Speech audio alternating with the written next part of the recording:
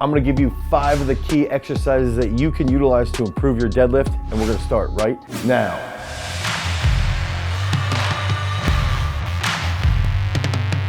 What's up everybody, it's Dane Miller from GarageStrength.com, and if this is your first time to the channel, make sure that you like, you subscribe, and you smash that notification bell so we can help you pull some big weights. The deadlift is an extremely challenging movement. It's an exercise that if you're not prepared for it, you might hurt your back. You might start to black out. You might have issues with your technique where that bar is too forward and you can't even pull it to your knee. You have all these different things that go into increasing the deadlift, and you have to make sure that you can make those gains from a sustainable perspective. So if we're trying to push our deadlift and we're not doing the right accessory lifts or we're not doing the right supplemental movements, we're not gonna see the deadlift actually increase, and we're also going to get a little bit more injured. Again, back pain, really tight hips, and now forward position, super rounded back, which we want a little bit of a rounded back when we're pulling, but not extremely rounded. So factoring all these things in and understanding that it's this pivotal, the lift is the king of all lifts of being a meathead. You can get thicker, you can get stronger, and you can just be this extreme powerhouse when you have a big deadlift. So that's gonna take us into those 5 key exercises that are gonna improve your deadlift. And in this video, we're specifically going to be talking about the conventional deadlift. Now, one of my lifetime goals was that I wanted to pull 700 pounds. I was about to have surgery on my neck. I was worried that I was gonna die. And one of those goals was, Dane, you better pull 700 before you go in for surgery, because this might be your last chance. You're 37 years old now. You're on your way out with pulling some serious weights. And at this point, I had pulled 302 kilos, which is about 665. So I focused for about 2 to 3 months on really hammering my strength to improve my deadlift to hit that 700 plus, 705. Now, one of those first exercises that I utilized was a pause back squat. Okay, so a lot of coaches, a lot of powerlifting coaches love to use box squats, and I think box squats are great. They're awesome. But I think if you can improve your mobility in your lower back and in turn improve your stability and be more upright when you're pausing in the hole, now what's gonna happen is that's gonna help on the liftoff period, okay? So one of those things that I like to do when I was increasing that deadlift that I found with a lot of my other athletes that have pulled close to 700 as well is that we have focused on pause back squats. And you might sit in a hole for 1, 2, drive up as fast as possible. And when you're driving up, what we tend to see is your chest will come forward a little bit, and it's gonna mimic that pulling position that you're in when you're coming off the floor. One of the key concepts from a pause back squat, again, I like to do ass to grass pause back squats. Sorry, powerlifters, full range of motion is good for improving your deadlift. It is. Now, one of those things is that you don't just plop and sit in the hole. You take a nice, slow, eccentric muscular action. You sit in the hole and you focus through your gut. You drive that mid back, and you want to think as you come out of the hole, 1, 2, drive the chest up through that full foot. You want to think drive chest up, squeeze through your gut, hips come through rapidly, and try to feel those positions as it's gonna transfer over to your big deadlift. I also like to deadlift pretty regularly in a training block if I'm trying to increase my actual deadlift. Pause back squats actually helps increase frequency of training if you use one day to improve the strength of the pause back squat, and then another day is more like that dynamic movement. Maybe you're going 60 to 80% just to really wake it up, and utilizing this prior to a deadlift period. So maybe you come in, you're 8 weeks out, you're 10 weeks out from a peak. You can do pause back squats before deadlifting just to wake you up, just to feel those positions. And then you do 4, 5, 6 sets, and then once you're done those pause back squats, now you can actually feel a little bit more limber, a little bit more loose, you're a little bit stronger, and you go into that heavier deadlift session. And then later on, that's gonna transfer to better positions, which will increase that deadlift PR. Now, that fourth exercise that I love to improve deadlifts is going to be another movement that some people might be like, really? This? An overhead split squat, typically done to a deficit. So what does this mean? This means if I want someone up on bumper plates or up on boxes, and they're gonna go a little bit deeper. They're gonna push that knee down. Now I want that overhead position. So this is gonna be an accessory movement. It's gonna be a stability / mobility movement that's gonna help open up the hips. When we're doing a lot of deadlifting, our lower backs might get tight just from the movement. Our lower back might get tight just from having really tight hips.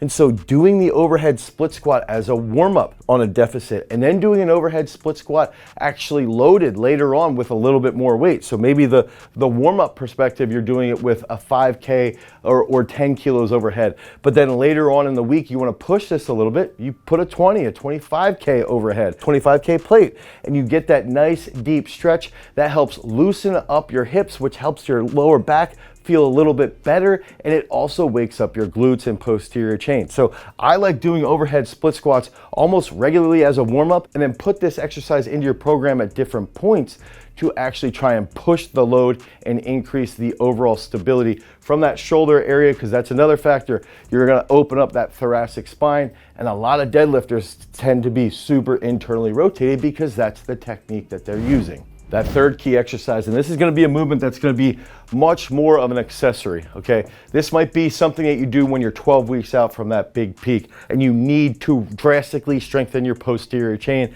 That's gonna be a knee bent safety bar glute ham, okay? So I want the knees bent. This is going to help with long-legged athletes that struggle pulling off the floor, that have that weak period just off the floor. It's also gonna help with guys that have shorter legs as well, but typically this is a movement that I would hammer with long leggers, okay? Long-legged athletes tend to, that first 3 to 4 inches, they can't budge it. You know, if we have a shorter limbed athlete, they can budge it off the floor, but then they get stuck around the knee. So it's important to actually recognize that when you're training deadlifters. But what I like to do is have a knee bent safety bar, okay? So your knees are bent on the glute ham. That's gonna light up your hamstrings. And what I wanna see is when you're on the glute ham and you have that safety bar, you round your back, you come back up, round, arch, round, arch. So the eccentric is a rounded position, concentric is more of an arched position. You want to open that chest up. If you don't have a safety bar, now a safety bar, because it sits higher, it will light your hamstrings, it'll light up your lower back, it'll light up your lumbar spine. You're gonna feel all your erectors are just lighting up, giving you signals, hey, we're getting stronger, don't worry about us. So what I like to do, if I don't have a safety bar, I can hook a band up to the actual glute ham legs. Okay, if I don't have a band, I can use a neck harness. If I don't have a neck harness, I can put a bar on my back. But think about having a knee bent position, round, arch, round, arch. This is a great lift to drastically improve the position right off the floor. Now that second key exercise that I love to utilize to improve a deadlift is going to be DIMMEL deads. So the last two exercises, we're getting a little more specific. Okay, we're getting into the actual exercise now, the actual deadlift movement. And this is a variation that, again, you can do 16 weeks out, you can do 12 weeks out from that big peak. If you have someone like a short-legged guy who tends to really struggle with pulling from the knee to the hip. Some athletes, you'll see a lot of strongmen who struggle with, have a little bit of a hitch, right? They get this hitch rolling. They struggle with learning how to get their hips through early. Their hips sit back, and then they do this little hitch, bouncing it all the way up. If you have somebody who struggles with that, use the DIMMEL dead to really train that position and do it with extremely high reps, 15 to 30 reps. This is something I stole back in the heyday of like 2007 to 2012, when I just spent all my hours on the internet trying to learn and play around with things. This is a movement that I stole right from Dave Tate back in the day. So utilize this. If you have hitchers,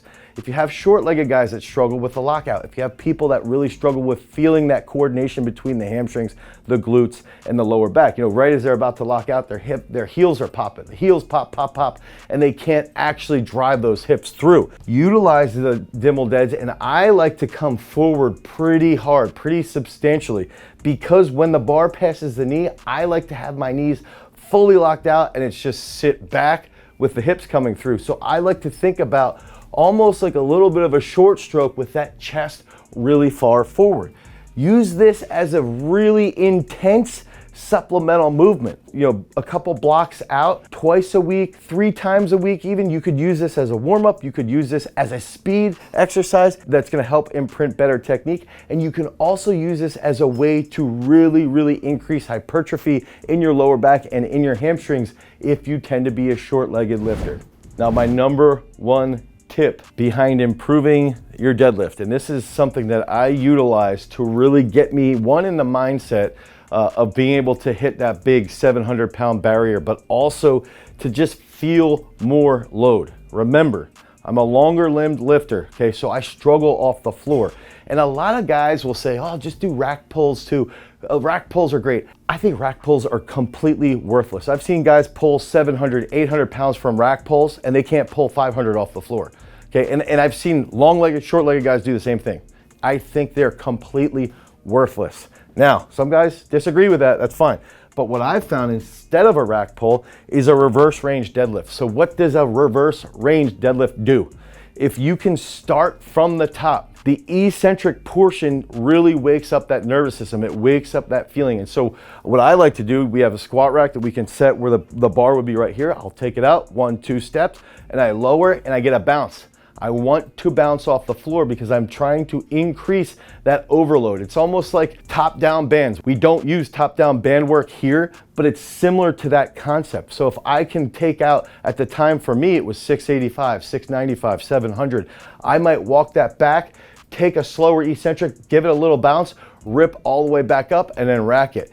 Now, what I could do when I'm 2 or 3 blocks out, I could do reverse range deadlifts with a little bit more weight than my PR at that time, which was 665 about. So I might have taken that out 660 and done a triple. And the reason why I could do a triple with it, 1, I was getting the bounce, but 2, because I started at the top. It's easier to start at the top, go down, bounce, and come back up than it is to start off the floor. So the reverse range deadlift gets you ready. It helps you to feel those positions at the top, and that slow eccentric is extremely challenging on your lower back, your hamstrings, your glutes. You start to feel better technique. That's the other key concept, is that you're feeling really good technique as you lower, lower, lower, and as you do the concentric action, your technique is better with heavier weight. So it's a movement that you can utilize to improve your technique and also improve your overall strength. I would do this, 3 blocks out, and then again, a block out from that big PR.